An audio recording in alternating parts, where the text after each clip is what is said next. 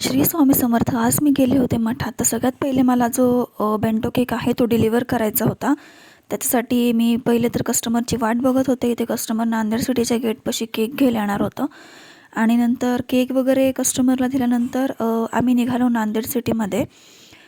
तिथे स्वामींचं मठ आहे. जे कोणी नांदेड सिटीच्या आसपास राहत असेल आणि ज्यांना माहीत नसेल की इथे स्वामींचा खूप सुंदर असा मठ आहे, तर ते नक्कीच एकदा जाऊन बघा.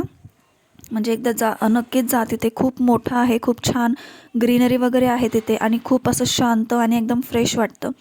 सो आज गुरुवार होता आणि आम्हाला तांदूळसुद्धा दान करायचे होते दत्त जयंतीसाठी.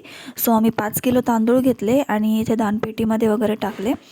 नंतर इथे भरपूर देव आहेत, म्हणजे स्वामी तर आहेत इथे आणि महादेवसुद्धा आहेत. परत मग हनुमान आहे.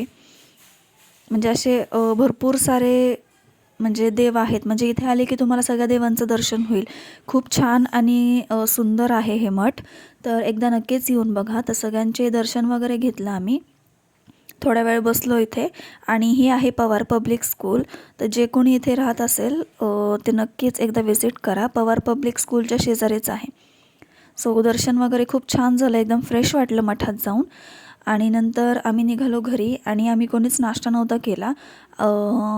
थर्सडे होता, सो पप्पा पण घरीच होते. त्यामुळं आम्ही जाताना वडापाव घेतले नाश्त्याला समर्थ वडापावमधून. खरंच खूप छान आणि टेस्टी असतात वडापाव. ते गरम गरमसुद्धा देतात ते काका. सो वडापाव वगैरे पार्सल घेतला आणि नंतर निघालो घरी जायला. घरी गेल्यानंतर सगळे मस्त गरमागरम वडापाव खायला बसलो आणि असा होता माझा आजचा दिवस. तर कसं वाटलं नक्कीच सांगा. थँक्यू. बाय.